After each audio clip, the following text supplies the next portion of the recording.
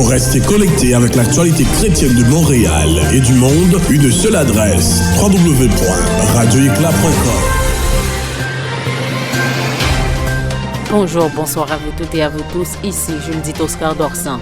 Nous sommes deux à la présentation. Salut Jean-Étienne et bienvenue. Salut à toi Judith et salut à tous nos auditrices et auditeurs. Bienvenue. Voici les titres du Radio Journal.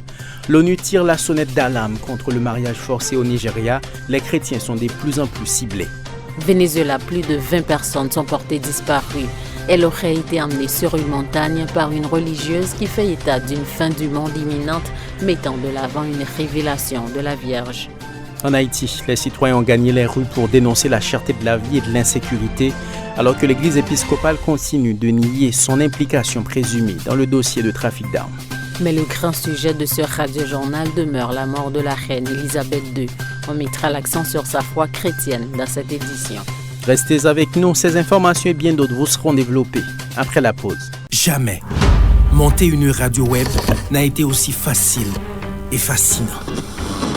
Imaginez votre radio web dans un espace bien éclairé et confortable au centre-ville. Votre radio web peut être aussi dans votre salon. Vos animateurs, chroniqueurs et journalistes peuvent être partout à travers le monde tout en alimentant votre programmation comme s'ils étaient en studio mère. Captez l'attention de vos millions d'auditeurs partout sur les 5 continents. Commencez votre radio web dès aujourd'hui à partir de $575 canadiens. Vous aurez votre mixeur, votre micro, votre pied de micro, une paire d'écouteurs et les câbles appropriés. Certaines conditions s'appliquent.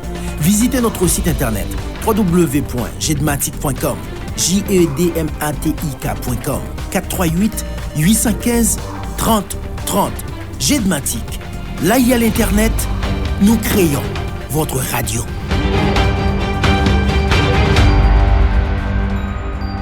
Si vous avez de la difficulté en informatique de base, mais vraiment de base, disons, envoyer correctement un courriel, saisir un texte sur Word, faire des calculs de base sur Excel, faire un petit PowerPoint, vous n'êtes pas la seule personne. Et rassurez-vous, j'ai une très bonne nouvelle pour vous. Mes collègues et moi vous offrons des cours pratiques spécialisés en informatique de base toutes les semaines. Vous pouvez avoir aussi des cours particuliers en ligne ou à domicile. Ne laissez plus ces petites lacunes miner votre vie professionnelle. Visitez jedmatic.com/cours ou appelez au 438-815-3030. Jedmatic. Nous sommes là pour vous. Pour la conception et la réalisation de votre site internet, faites confiance à la compagnie Jedmatic. Nous manipulons chaque bout de code pour refléter vos goûts les plus exigeants jusqu'aux petits détails les plus subjectifs de votre projet. Création de sites internet, applications mobiles, gestion des réseaux sociaux, courriel électronique personnalisé, marketing web, live streaming, tout ce qu'il vous faut pour toucher vos clients potentiels et vous imposer sur le marché du web. www.jedmatic.ca ou appelez dès aujourd'hui 1-438-994-7616 Jedmatic. Votre site de rêve en 2 clics. Sur de votre Radio Éclat, c'est la lumière du salut. Merci d'être à l'écoute. Voici le Radio Journal en détail, mesdames et messieurs. La mort de la reine d'Angleterre Elisabeth II garde une place importante dans l'actualité ici au Canada et à travers le monde. Elle est décédée, on se le rappelle, à l'âge de 96 ans le 8 septembre dernier. Au-delà de son rôle officiel à la tête de l'Église anglicane, la souveraine entretenait une foi très vivante. Retour sur les convictions chrétiennes de la reine. Notre collègue Nelson Joseph est avec nous. Nelson, merci beaucoup de vous mettre disponible pour nous. La reine Elisabeth II a témoigné de sa foi dès le début de son règne, Nelson. Bonsoir Étienne, bonsoir Judith. En effet, Jean-Étienne et Judith, lors de son premier message de Noël en 1952, soit quelques mois avant son couronnement, Elisabeth II avait déjà encouragé ceux qui l'écoutaient à prier pour elle. Dans un message, elle a dit « Je veux vous demander à tous, quelle que soit votre religion, de prier pour moi ce jour-là, de prier pour que Dieu me donne la sagesse et la force d'accomplir les promesses solennelles que je ferai et de pouvoir le servir fidèlement. Ainsi que vous, tous les jours de ma vie. Justement, en l'an 2000, Nelson, ça a été des discours vraiment clairs de son attachement au christianisme. Exactement, Jean-Étienne. En l'an 2000, la reine était plus claire en ce qui concerne son appartenance au christianisme. Alors qu'elle s'adressait à la nation, la reine Élisabeth II avait rappelé que cette fête célèbre l'anniversaire de Jésus-Christ, soulignant qu'il s'agissait là du véritable anniversaire du millénaire. Elle avait poursuivi en parlant ouvertement de sa propre foi, évoquant des enseignements du Christ et l'impact qu'ils ont eu dans sa vie. Elle poursuivit pour dire « Pour moi, les enseignements du Christ et ma propre responsabilité personnelle devant Dieu fournissent un cadre dans lequel j'essaie de mener ma vie. Comme beaucoup d'entre vous, j'ai puisé un grand réconfort dans les moments difficiles, dans les paroles et l'exemple du Christ. » Jean-Étienne. Justement, l'attachement de la reine à la chrétienté est en effet une affaire d'État dans son pays, Nelson. L'engagement chrétien d'Élisabeth II est également une exigence constitutionnelle. Historiquement, la monarchie est en effet une institution de l'Église d'Angleterre et les couronnements ont lieu dans des églises anglicanes. La reine s'est aussi efforcée d'encourager de bonnes relations entre les différentes confessions en dehors du christianisme. Ainsi, pour les jubilés de 2002 et 2012, des représentants des religions du monde ont assisté aux services religieux nationaux. On comprend aussi pourquoi Jean-Étienne et Jules disent que le roi Charles III donne lui aussi beaucoup d'importance aux valeurs religieuses du royaume dans ses dernières interventions. Absolument, Nelson. Merci beaucoup et à très bientôt. Salut à vous les Dorsans et bon travail. Ciao. Dans le même chapitre, la veille de son intronisation, le roi Charles III a renouvelé son engagement de respecter les valeurs chrétiennes du royaume. Un extrait de son discours. Le rôle, le devoir de la monarchie demeure également. C'est le cas pour la relation entre le souverain et l'Église d'Angleterre. Une Église dans laquelle je crois profondément. Cette foi et les valeurs qui y sont liées m'ont permis également d'inspirer mon respect pour les autres et un certain sens des responsabilités et un sens de l'unité de notre histoire et de notre système politique parlementaire. La reine elle-même y était dévouée intégralement et je déclare devant vous solennellement que pendant la vie que Dieu voudra bien m'impartir, je garantirai les principes constitutionnels au cœur de notre nation. Les églises catholiques, romaines et anglicanes de l'Angleterre partagent leur chagrin et gratitude suite à la mort de la reine d'Angleterre. L'archevêque de Canterbury, Justin Welby, et le cardinal Vincent Nichols, président de l'épiscopat catholique britannique, ont tous deux exprimé leur tristesse. Au Venezuela, cette fois, plus de 20 personnes sont portées disparues ainsi qu'une religieuse. Elle s'appelle Rosa Edilia Garcia. Cette chef spirituelle autoproclamée a persuadé ses fidèles à se rendre dans une zone reculée et montagneuse, assurant que la fin du monde était pour la fin du mois d'août écoulé. Jules dit Oscar Dorsan. Des téléphones éteints et aucun signe d'eux. C'est ce que rapporte la protection civile de l'État de Táchira au Venezuela à propos de cette disparition mystérieuse. Une vingtaine de personnes, dont plusieurs enfants, faisaient partie de ce groupe porté disparu depuis le 22 août dernier. On ne sait rien d'autre que leur participation à une retraite spirituelle. Wilman Rivera, commissaire général de la police de l'État de Táchira, qui a également alerté le corps d'enquête scientifique, criminelle et pénale, intervenait sur une chaîne locale.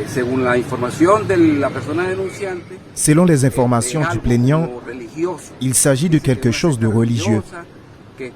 Il dit qu'il s'agit d'une secte religieuse, qu'ils sont dans les montagnes à cette étape des investigations.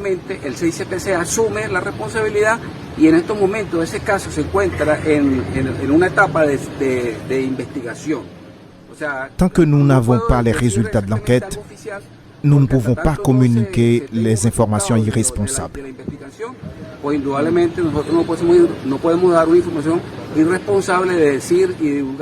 C'est une chef spirituelle autoproclamée, Rosa Edilia Garcia, 57 ans, qui a persuadé les personnes concernées de se rendre dans un lieu isolé pour y faire une retraite spirituelle. La population locale a témoigné aux autorités qu'ils ont tous voyagé dans 2 camionnettes et qu'ils transportaient beaucoup de nourriture et de matelas. S'appuyant sur une prétendue révélation de la Vierge selon laquelle la fin du monde aurait lieu à la fin de ce mois, Madame Garcia les aurait incités à les emmener avec elle dans les montagnes. Pour ce qui est de Madame Garcia, la communauté dit qu'elle est connue pour être une fanatique religieuse à l'extrême. Elle parlait de la fin du monde, elle envoyait les gens à la confession. Nous avons remarqué que quelque chose n'allait pas, a déclaré une personne qui a été en contact avec elle en juin, selon le journal La Nation. Jules Oscar Dorsan, Radio Éclat International. Aux dernières nouvelles, les autorités vénézuéliennes ont annoncé avoir retrouvé en parfaite santé les personnes qui avaient été portées disparues dans les montagnes. Aucun détail additionnel n'a été rapporté à ce stade. Au Nigeria, un récent rapport des Nations Unies a révélé que Boko Haram cible spécifiquement les chrétiens et d'autres minorités religieuses pour les réduire en esclavage et les marier de force. Parmi certains groupes minoritaires, jusqu'à 3 femmes sur 4 sont forcées de se marier alors que le consentement au mariage est requis par la loi nigériane. Reportage de Jean-Étienne Dorsan. L'histoire de mariage forcé, les jeunes filles et jeunes femmes nigérianes peuvent vous en parler largement, malheureusement. Greg Moslem de The Voice of the Martyrs Canada raconte l'histoire de Lena Nordampoint. Cette jeune femme de 14 ans issue d'un milieu musulman est devenue chrétienne et c'est là que commençait sa misère. Monsieur Moslem était sur Christian Web Network. Son père était un imam, un dirigeant de la mosquée. Grâce au témoignage de ses amis et en entendant le message de Jésus, elle a pris la décision de suivre le Christ. Elle savait que cela allait poser des problèmes. Lena avait raison.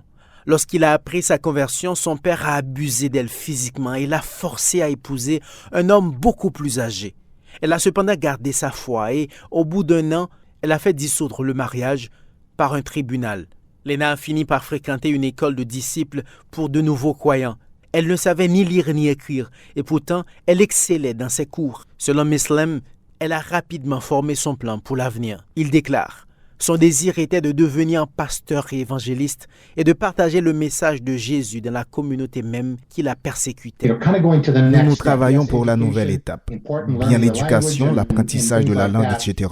Mais la chose la plus importante, c'est qu'elle a besoin de continuer sa guérison. C'est le traumatisme que beaucoup de ces jeunes femmes et filles ont vécu, ce qui va amener la joie dans le cœur de beaucoup de victimes dans le nord du Nigeria.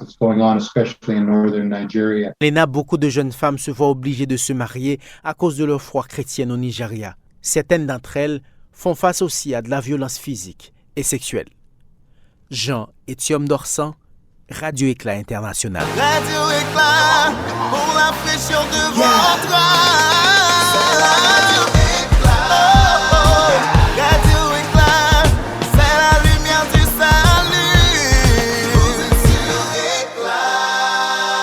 Jamais monter une radio web n'a été aussi facile et fascinant. Imaginez votre radio web dans un espace bien éclairé et confortable au centre-ville. Votre radio web peut être aussi dans votre salon. Vos animateurs, chroniqueurs et journalistes peuvent être partout à travers le monde tout en alimentant votre programmation comme s'ils étaient en studio mère. Captez l'attention de vos millions d'auditeurs partout sur les 5 continents. Commencez votre radio web dès aujourd'hui à partir de $575 canadiens. Vous aurez votre mixeur, votre micro, votre pied de micro, une paire d'écouteurs et les câbles appropriés. Certaines conditions s'appliquent. Visitez notre site internet www.jedmatic.com, jedmatic.com, 438-815-3030. Jedmatic, là il y a l'Internet, nous créons votre radio.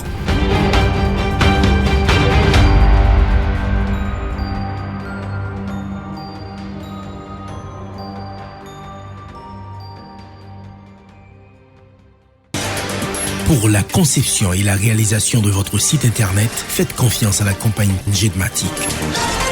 Nous manipulons chaque bout de code pour refléter vos goûts les plus exigeants jusqu'aux petits détails les plus subjectifs de votre projet. création de sites internet, applications mobiles, gestion des réseaux sociaux, courriel électronique personnalisé, marketing web, live streaming, tout ce qu'il vous faut pour toucher vos clients potentiels et vous imposer sur le marché du web. www.jedmatik.ca ou appelez dès aujourd'hui 1-438-994-7616 Jedmatik. Votre site de rêve en 2 clics. Si vous avez de la difficulté en informatique de base, mais vraiment de base, disons envoyer correctement un courriel, saisir un texte sur Word, faire des calculs de base sur Excel, faire un petit PowerPoint, vous n'êtes pas la seule personne. Et rassurez-vous, j'ai une très bonne nouvelle pour vous. Mes collègues et moi vous offrons des cours pratiques spécialisés en informatique de base toutes les semaines. Vous pouvez avoir aussi des cours particuliers en ligne ou à domicile. Ne laissez plus ces petites lacunes miner votre vie professionnelle. Visitez jedmatik.com/cours ou appelez au 438-815-3030. Jedmatik. Nous sommes là pour vous. Nouvelles de première main. Radio Éclat. Partout pour vous informer. D'autres nouvelles, l'ONG Portes Ouvertes attire l'attention sur certains pays de l'Amérique latine où les chrétiens ont de plus en plus mal à professer leur foi. Dans un article publié la semaine dernière, l'institution spécialisée dans la persécution des chrétiens dans le monde cite entre autres le Mexique, le Cuba et le Nicaragua. C'est un sujet auquel notre collègue Nahum Pirchal s'est intéressé, son papier. L'ONG de défense des chrétiens persécutés Portes Ouvertes rappelait le cas de ces 3 pays d'Amérique latine où il est difficile de vivre activement sa foi. La violence peut prendre plusieurs formes selon le pays. Au Mexique, l'assassinat des religieux est de plus en plus courant. Pour illustrer, Portes Ouvertes rappelle que le 20 juin, au nord du Mexique, 2 prêtres ont été tués en essayant de protéger un homme menacé. Cette région est connue pour être le théâtre d'affrontements entre bandes criminelles rivales. Les groupes criminels opèrent en toute impunité dans de nombreuses régions. Les chrétiens qui s'opposent à leur action sont une menace pour eux et donc susceptibles d'être éliminés, peut-on lire sur le site de l'institution. À Cuba, 15 chrétiens ayant participé à des marches pacifiques en juillet 2021 sont emprisonnés malgré leur démarche non violente. Un pasteur de la province de Santiago de Cuba est ainsi condamné à 7 ans de prison pour, nous citons, irrespect, agression, incitation à la criminalité et trouble à l'ordre public. Au Nicaragua, les chrétiens feraient face à la discrimination selon la même source. Depuis qu'ils ont participé aux manifestations de 2018 sur la réforme des retraites, les autorités du Nicaragua, déjà méfiantes, sont hostiles aux chrétiens. Selon Portes Ouvertes, le gouvernement de Daniel Ortega discrimine, nous citons, tous ceux qui ont un lien direct ou indirect avec l'Église catholique. Et les protestants ne sont pas épargnés. Nahum Pirchal, Radio Éclat International. On reste dans la région pour parler d'Haïti. L'Église épiscopale sort de son silence la semaine dernière en lien à cette affaire de trafic d'armes. Les évêques de l'Église dénoncent certains journalistes qui, selon eux, ternissent l'image de l'institution. Anicille Maître nous informe. Dans une note portant la signature de plusieurs évêques, dont le cardinal Chibli Langlois, la conférence épiscopale d'Haïti pointait du doigt des journalistes qui, selon l'institution, ternissent l'image de l'Église catholique, faisant référence au dossier du trafic illicite d'armes à feu. Du coup, la CEH condamne les menaces dont sont victimes certains religieux et de quelques bâtiments de l'Église ces derniers temps. Les analyses faites par certains journalistes autour de l'affaire d'armes à feu à Port-au-Prince, dans la capitale haïtienne, impliquant l'Église épiscopale d'Haïti, suscitent donc le mécontentement de l'Église catholique. Les autorités religieuses ont invité à ceux qui essaient de brouiller les pistes de laisser le soin à la justice d'effectuer son travail. L'Église catholique n'est pas impliquée dans le dossier trafic d'armes et de munitions. Cessez les fuites en avant et de laisser la justice faire la lumière sur ce dossier, ont recommandé les évêques signataires. Parallèlement, les églises catholiques ont exposé ces inquiétudes sur la situation catastrophique du pays et notamment sur les conditions déplorables auxquelles vit la population haïtienne. Vu le degré de la misère et l'insécurité, la Conférence épiscopale d'Haïti a lancé un cri d'alarme aux dirigeants haïtiens et leur demandant de prendre des dispositions pour améliorer la situation dans le pays pour que toute la population connaisse une vie meilleure. Anicile Maître, Radio Éclat International. Pour rappel, l'Église épiscopale en Haïti fait l'objet de beaucoup de critiques après la fouille des containers avec des armes automatiques et des munitions venant des États-Unis. Les matériels qui seraient destinés à l'Église épiscopale ont été envoyés à Gina L.G. Walls, commissaire douanière de cette mission. Elle a été depuis arrêtée. Un prêtre a été mis en garde à vue également dans ce dossier. Haïti, qui a connu des jours mouvementés ces derniers temps, des membres de la population ont gagné les rues pour dénoncer la cherté et l'insécurité. Plusieurs cas de mort et de pillage ont été enregistrés, nous dit Nelson Joseph. Une fois de plus, la population haïtienne était dans les rues pour exiger le départ d'Ariel Henry au pouvoir. L'objectif, dénoncer la cherté de la vie et l'insécurité grandissante. Plusieurs grandes villes du pays se sont échauffées les 7, 8, 9 septembre dernier. De la ville de Hinche, dans le département du Centre, en passant par Saint-Marc, dans l'Artibonite, jusqu'à Petit-Goâve, dans les Nippes, Jacmel, dans le sud-est, Jérémie, La Grandance, pour se terminer à Port-au-Prince, la capitale, le pays était sous le feu des pneus et des barricades enflammées pour exiger la démission du Premier ministre Ariel Henry qui, selon ces manifestants, n'ont rien donné comme résultat. Le problème de l'insécurité, la difficulté à s'approvisionner en essence dans les stations de service, les produits de première nécessité qui ne cessent de grimper et le dollar américain qui opprime la gourde sont entre autres les raisons des revendications du peuple haïtien dans les rues. Bilan, plusieurs personnes tuées et quelques autres blessés par balle à Petit-Goâve et à Port-au-Prince. Des scènes de pillage se sont signalées à Jérémie dans le département de la Grandance. Bien que le pays ait été chaud avec des manifestations, le Premier ministre Ariel Henry a passé plusieurs jours aux États-Unis à rencontrer des investisseurs selon un communiqué de presse du bureau de la primature. Haïti fait face depuis longtemps à ce problème récurrent de gouvernabilité et d'instabilité. Les acteurs politiques ont de la difficulté à trouver une entente pour sortir le pays du bourbier dans lequel il s'enfonce de plus en plus. Chacun d'eux semble se battre pour ses petits intérêts alors que la population s'enfonce de plus en plus dans la misère. Nelson Joseph, Radio Éclat International.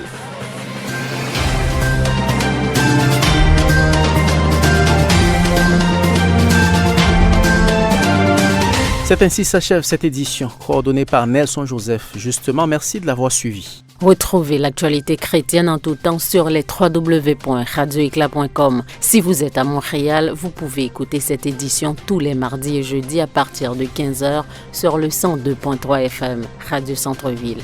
Au nom de toute l'équipe, je vous dis au revoir. Mon nom est Jean-Étienne Dorsan. On me nomme Juldite Oscar Dorsan. Nous vous disons au revoir et à la prochaine. Pour rester connecté avec l'actualité chrétienne de Montréal et du monde, une seule adresse, www.radioéclat.com.